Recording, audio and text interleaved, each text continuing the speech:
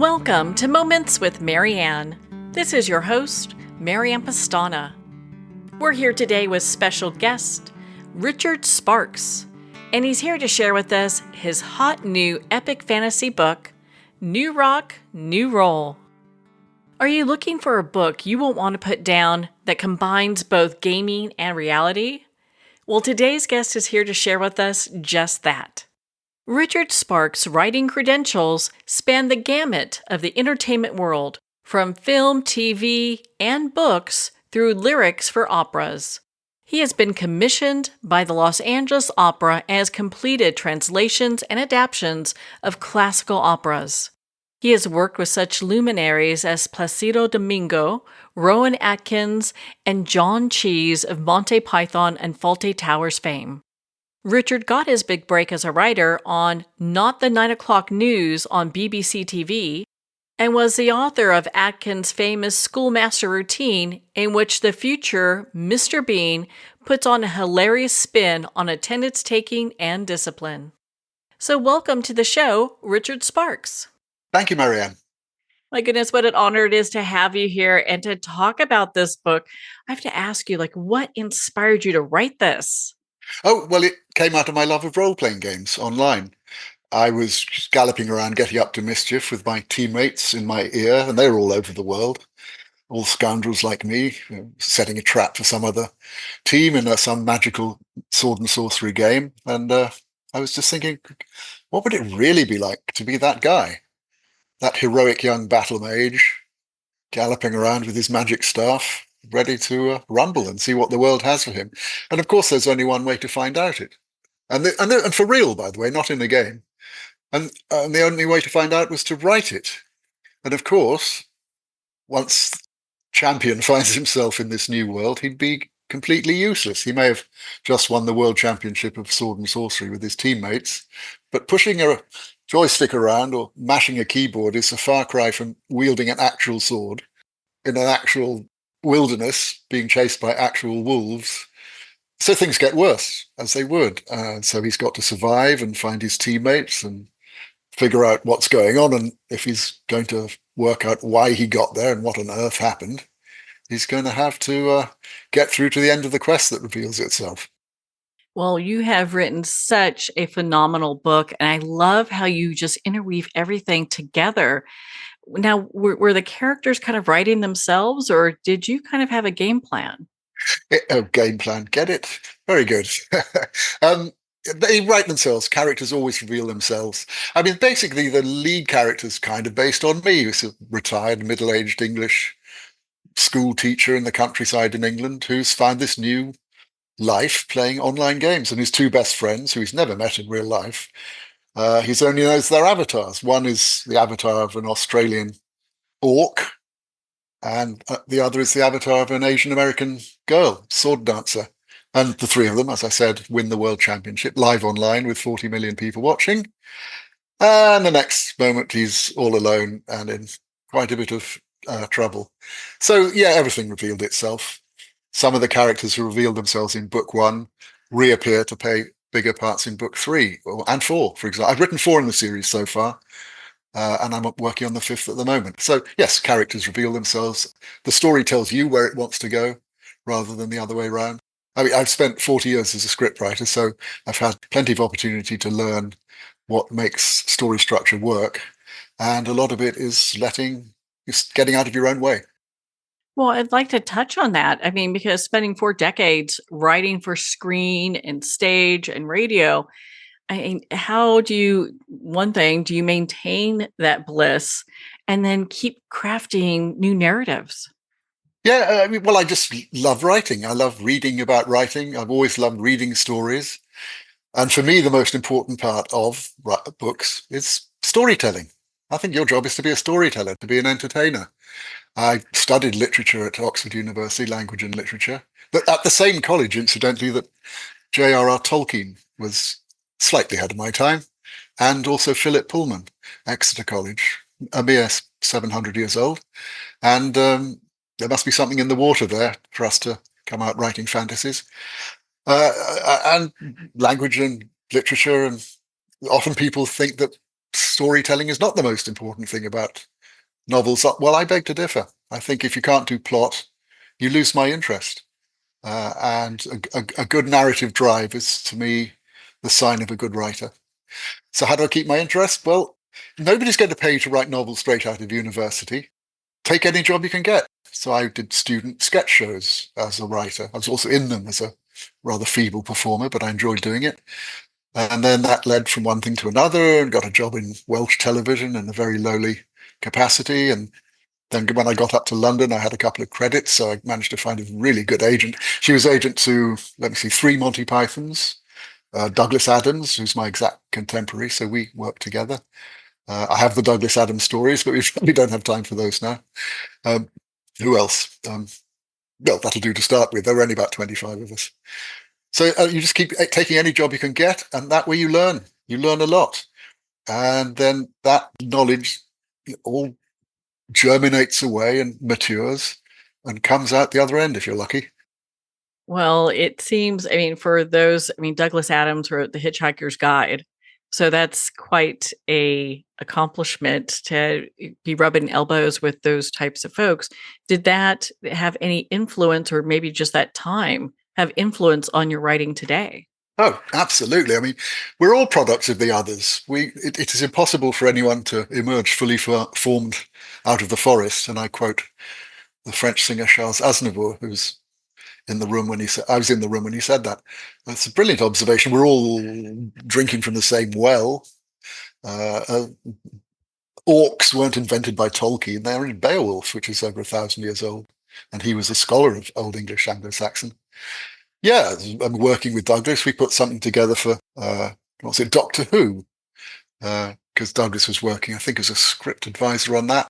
And our agent said, oh, give it a go and see if we can come up with an idea for a series.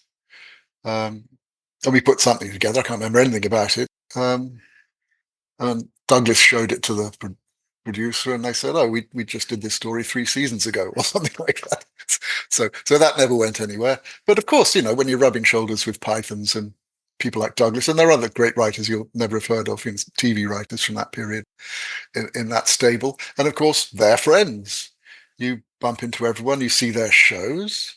Mr. Bean, for example, I saw him on stage. Actually, he saw me on stage first, which is kind of weird to think about it because I'm no kind of an actor.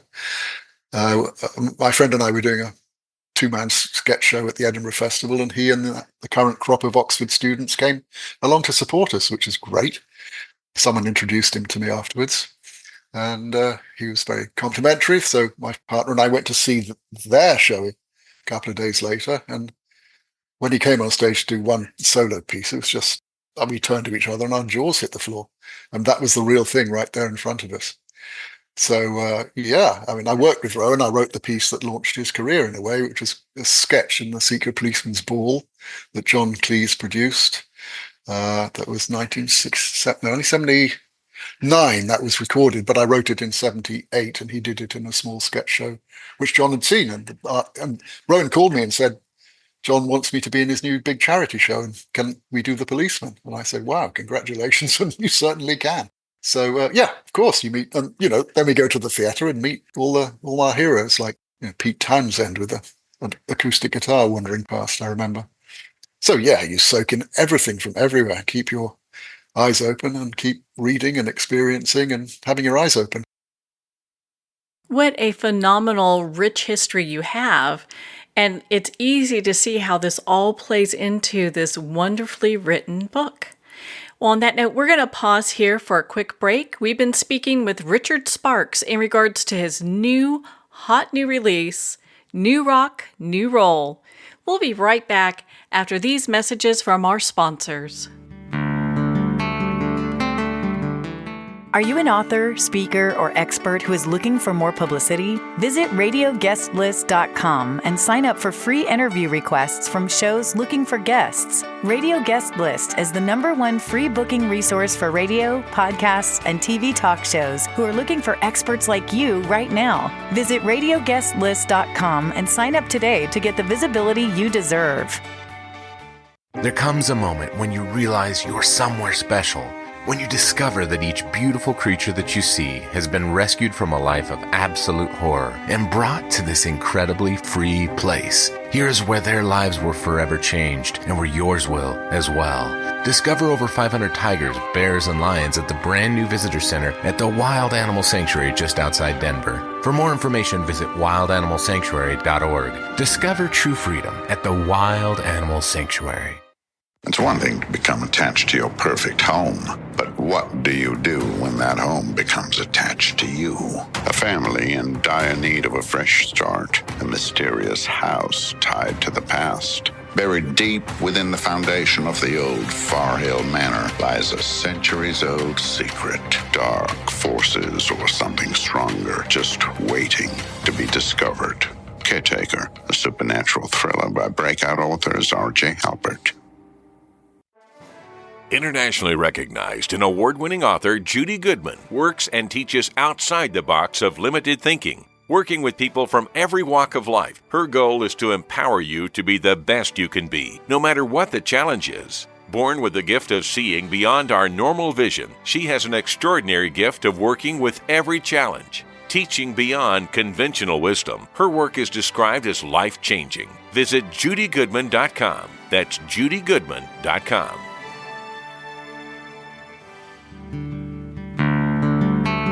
I'd like to thank Jason Eastwood at Guitarfulness for sharing his inspiring music and talent with us. His music is known worldwide for cultivating atmospheres of harmony, inner peace, and clarity. Visit Jason's website at guitarfulness.com. Join his newsletter, be part of his community, and download his music. Welcome back to Moments with Marianne. We're here today with special guest, Richard Sparks, who's sharing with us his new book, New Rock, New Roll. You have so expertly just interwoven comedy and adventure in this book. Do you think that this is something that really resonates with not only readers, but our listeners as well? Absolutely. Adventure and comedy have so much in common. Comedy is not nice people telling jokes. That's a dinner party. Comedy is all about fear and pain and things going wrong and confusion and betrayal and misunderstandings and people falling into puddles. And what adventure isn't full of disasters and threats and overwhelming, impossible odds that our heroes have to battle their way through. A lot in common in those two worlds. So it's, especially as a recovering / former comedy writer, it's inevitable in the way that I write that the comic pixie will keep coming in and whispering in my ear, and some scenes in the books are fun. I mean, they're not sort of like silly comedy. There's not a comic novel, but there's comic elements in there that that people have said have had them laughing out loud. There's, you can get free samples on my website and listen to a free audio sample or read a free download sample and of the new book quite soon, and check it out and see if you like it. And both the chapters I picked have got comic elements in them. So yeah, there's so much that they have in common. Well, we talked about this just a little bit earlier, but I am so in love and intrigued by your website. I was playing around. It is so interactive, and what a great place to learn more about your work. Well, thank you very much. I'll pass that on to the web designers in England. They'll be thrilled. That's really kind of you to say so. It's just richardsparks.com. There's no E in Sparks. Yeah, do come on in, take a look around, get your free sample, and if you like it, join the party. We don't want to give too much away, but can you share with us the story of New Rock, New Roll? I certainly can. It came out of my love of role-playing games. I stress because I'm now too busy writing, very keen on multiplayer role-playing games online, which I would play either player versus player with a team of scoundrels like myself charging around getting up to mischief, or games where we just play against whatever the game has in store for player versus environment. And I was just wondering one day, God, what would it actually be like to be this guy, this avatar that I created for myself, this heroic young battle mage who was got a magic staff and is galloping around getting up to mischief, and is young again. He's not a middle-aged gentleman pushing a computer keyboard around. So I came up with this concept of a person a bit like myself, who retired, was actually rather good at this new life of adventuring, and he and his two friends, who he meets online, the three of them win the world championship of sword and sorcery with tens of million people watching live, and he's the battle mage with the heroic young avatar. One of them, his teammates, is an Australian player whose avatar is a fearsome battle axe wielding orc, and the third is an Asian American girl from Orange County. That's all he knows about his other players, and she's a dual wielding sword dancer. She's the damage per second person, and the three of them win the world championship. The next thing he knows, he's whizzed off down a bunch of special effects and is standing on a hillside all by himself with crappy beginner level sword and shield in a world he's never seen before, for real. And he is his own avatar. And of course, he'd be useless because it's completely different from pushing a keyboard around. You may be an expert at that, but I don't know about you, but I've never held a sword in real life. I wouldn't know what to do with one.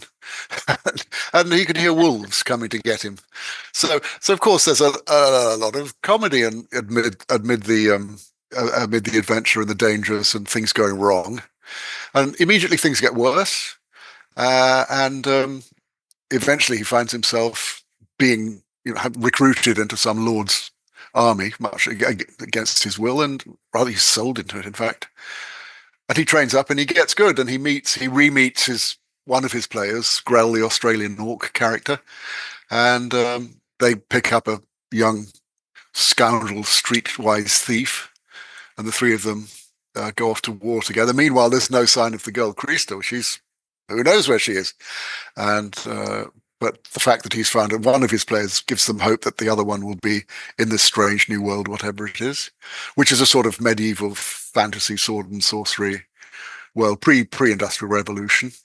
Where there is magic for real, he eventually discovers, which is where his strength was as a player.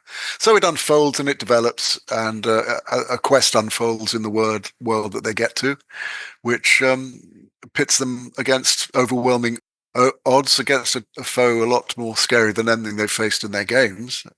And they have to take this on and win if they are going to discover what happened to them and why, which is all explained, by the way, and it's left open for the sequels so they can move on to the next map, to the next country, the next realm. The sequel, New Rock, New Realm, is coming out November 2024. And then I've written 4 in the series so far, so they come out once a year. And they're just a series of adventures, one leading on to another, with all sorts of things happening at them. So they're fun, but they're serious as well. So there's a growing popularity with fantasy, just that whole genre. Why do you think that is so important now? It's always been important. All the great works of literature that you can think of going back to the old days are fantasies. As I mentioned Beowulf earlier, what about in other cultures? What about the Ramayana in the Indian subcontinent, for example? What about in China? And of course, the oral traditions in Africa and the New World.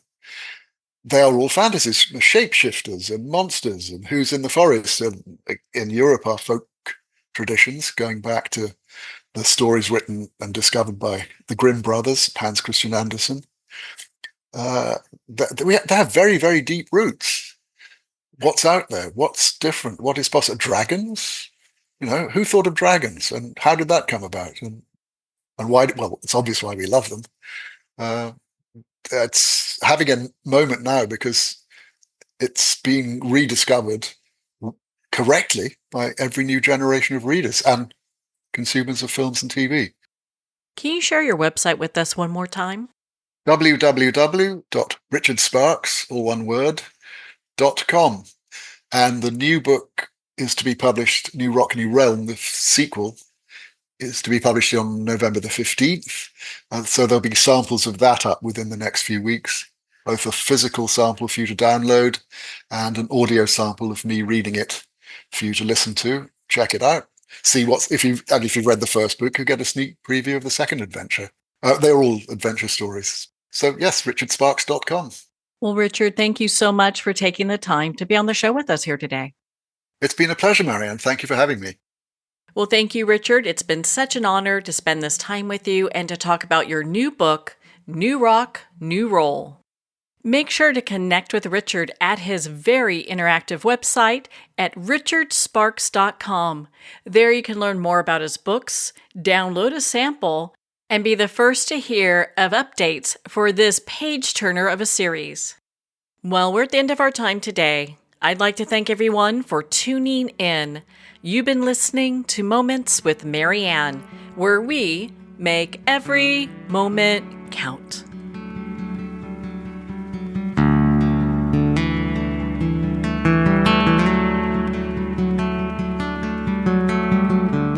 In a single moment, your life can change. Moments with Marianne is a transformative hour that covers an endless array of topics with the best of the best. Her guests are leaders in their fields, ranging from inspirational authors, top industry leaders, and business and spiritual entrepreneurs. Each guest is gifted and a true visionary. A recognized leader in her own work, and while teaching others to develop, refocus, and grow, Marianne will bring the best guest and sometimes a special surprise. Don't miss this. You never know just which moment will change your life forever. Make sure to tune in and visit momentswithmarianne.com for more information.